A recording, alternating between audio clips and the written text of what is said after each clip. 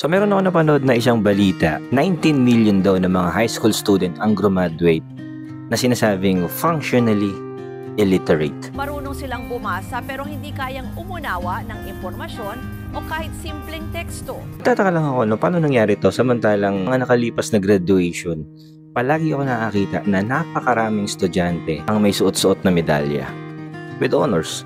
At meron pa ako isang nakausap na halos buong isang section daw sila.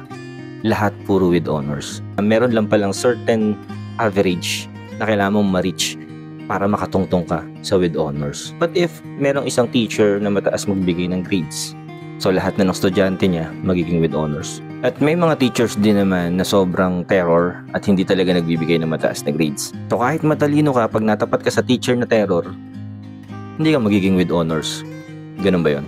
Nung panahon natin, na sobrang hirap makapasok sa top 10. Mga nasa top 10 talaga nun, talagang matatalino sila. So noon kapag ka sinabing with honor, sinisigurado ko sa'yo, matatalino. Nung elementary ako, buong pag-aakala ko, talino ako. Kasi sobrang active ko sa school. Masali ako sa mga extracurricular activities, nagre-recite, may mga nakukuhang matataas na scores sa mga quizzes and exams. Pagdating ng high school, doon ko na-realize na hindi pala talaga ako matalino. Napakaraming magagaling. Ang hirap makipagsabayan. Hanggang sa naging goal ko na lang noon, makagraduate. Nagtataka din ako kasi nasa modern generation na tayo. Lahat ng pwedeng alamin, kaya nang matutunan ng mga estudyante. Isang pindot lang nila sa cellphone. May computer era na rin ngayon. Samantalang kami noon, nung fourth year ako, once or twice a week lang ata kami nagko-computer subject noon. Tapos 3:1 computer pa yon.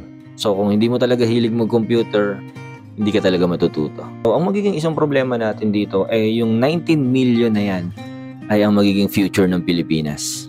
Nakakapagtaka lang talaga na sa panahon ngayon na isang pindot mo na lang ay malalaman mo na lahat, marami pa ring mga kabataan ang hindi inaalam yung mga dapat malaman.